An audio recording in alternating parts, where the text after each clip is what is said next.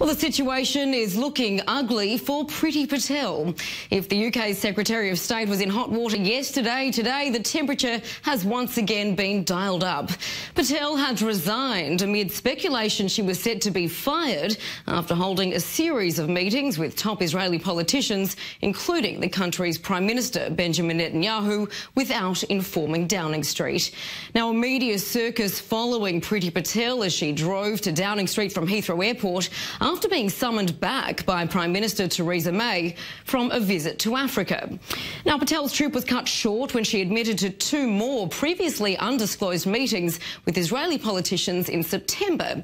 Now, that came amidst reports from Israeli media that she also breached protocol by visiting the Golan Heights in Israel's north in August. Now, there it's reported she visited an Israel Defence Forces field hospital as a guest of the Israeli government before suggesting Britain should help fund the field hospital's operations. Now, the British government does not recognise Israel's control of the Golan Heights, captured from Syria during the Six-Day War in 1967. Joining me on the line, our UK correspondent Jonathan Sacerdoti. Jonathan, there was talk she was going to be fired, but instead she's resigned. What's happened here? Yes, Tracy. Well, perhaps the slowest firing ever, because, of course, Priti Patel was on an aeroplane back from Africa, having been summoned back by Theresa May, and then there was an 8-hour blackout for her. As you say, that meant that the media storm was whipped up, and there was anticipation of what would then take place when she arrived back. And sure enough, when she went into Downing Street, she resigned. It seems that the agreement was polite. Theresa May had tried to keep her in the role on Monday when this controversy first hit the headlines.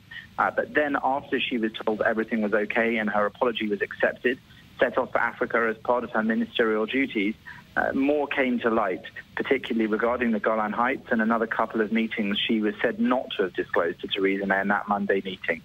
So now she's been allowed to resign, perhaps retaining a little more dignity. And Theresa May, in her response to the resignation in her letter, acknowledges all the good work that Priti Patel did, and also is careful to point out that Britain and Israel do have good relations, and that this, therefore, is probably not about that, but more about the correct channels, as she put it, for that work between the two nations to take place. And just very briefly, Jonathan, before we go out for a break, what does this mean then for May? Well, Theresa May was already in a weak position, but now she's lost two cabinet members within 1 week. So she's going to be trying very hard to maintain power as Prime Minister, to build a strong cabinet and to move forward. But people are saying that this is looking worse and worse for her. Absolutely, an ugly situation there. Jonathan Sacerdoti, thank you for that update.